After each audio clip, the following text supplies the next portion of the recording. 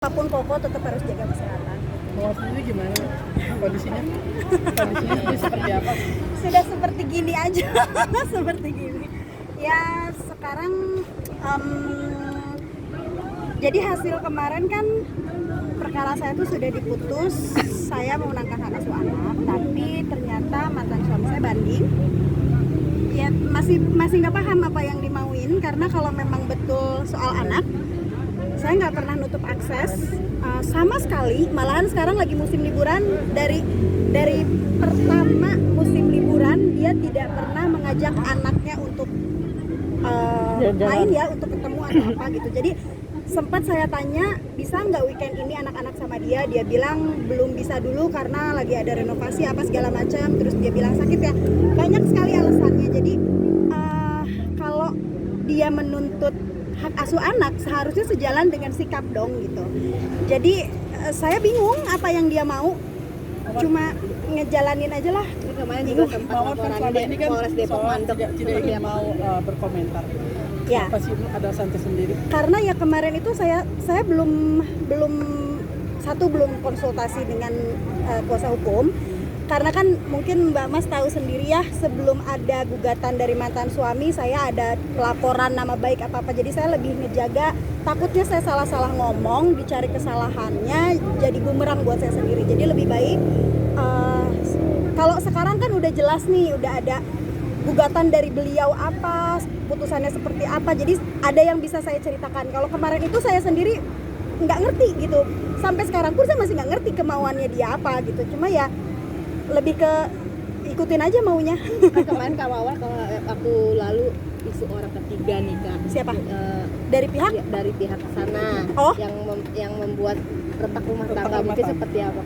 Kalau saya terus terang, kalau masalah itu saya benar-benar nggak ngambil pusing, benar-benar udah ikhlasin, toh udah nikah juga ya. Jadi tidak pernah ada pernyataan dari saya keluar boleh dicari di semua sumber podcast yang udah pernah saya jalani juga. Saya tidak pernah menyatakan mereka selingkuh, tidak pernah. Tapi saya kembalikan lagi kepada logikanya masyarakat aja gitu, bahwa yang dia nikahin adalah orang yang pernah satu rumah dengan kami. Jadi ya tinggal dikembalikan aja menurut kalian hubungan itu sudah ada dari kapan.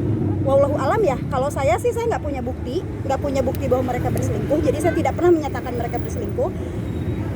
Ya cuma ya balik lagi, yang dinikahin kan orang di rumah, mantan pekerja saya. Mawar seberapa dekat sih dulu dengan istri yang sekarang? Nah itu dia, kalau dibilang seberapa dekat, sebetulnya yang sering menghabiskan waktu di rumah jelas saya, karena saya yang lebih banyak di rumah dibanding papanya anak-anak.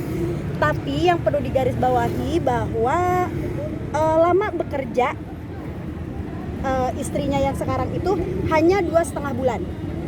2,5 bulan dengan durasi yang bukan 2,5 bulan langsam gitu ya, tapi 1 bulan ini masuk, 1 bulan off, 1 bulan ini masuk, 1 bulan off, sampai terakhir di bulan Agustus itu hanya 2 minggu. Jadi gimana mau dibilang punya bonding yang kuat sama saya yang orang gede, sama anak-anak pun jelas nggak ada. Kak, kemarin kan katanya anak yang cowok sama suaminya ya Kak ya? Karena Sekarang itu hanya karena sekolah. Nah sekarang udah balik lagi ke kakak. Karena kan karena kemarin itu saya ada keperluan ke rumah mama saya ke Bandung. Saya nggak mau anak-anak bolos, nggak mau anak saya bolos sekolah. Jadi saya berikan minta kerjasama ke papanya agar anak saya yang cowok ikut papanya dulu, karena nggak mau bolos sekolah gitu. Jadi saya bisa ke Bandung nggak diajak. Ini kan anak-anak usianya mungkin masih belia Kak, ngasih pengertian ke anak-anak tuh seperti apa? Kalau saya lebih ke bilangnya bahwa sekarang ini ibu dan bapaknya sudah tidak satu rumah. Ibu dan bapaknya lebih ke kayak saudara, walaupun sebetulnya ini yang saya sayangkan, kenapa harus ada sidang yang nggak berkesudahan ya, karena saya percaya nanti suatu saat nanti ketika anak-anak udah ngerti, tanpa perlu harus saya jelaskan seperti apapun, mereka kan sebetulnya bisa cari tahu sendiri ya. Tapi kan terakhir waktu setelah keputusan dari pihak sana kan mau lanjut lagi. Iya, dia banding. Iya, banding nah, ya.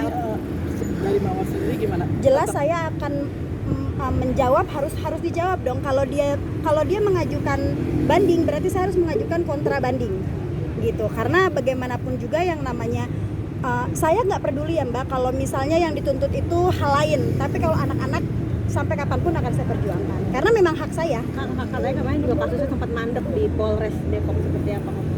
Kasusnya mana nih? Pencemaran nama baik. Yang pencemaran nama baik.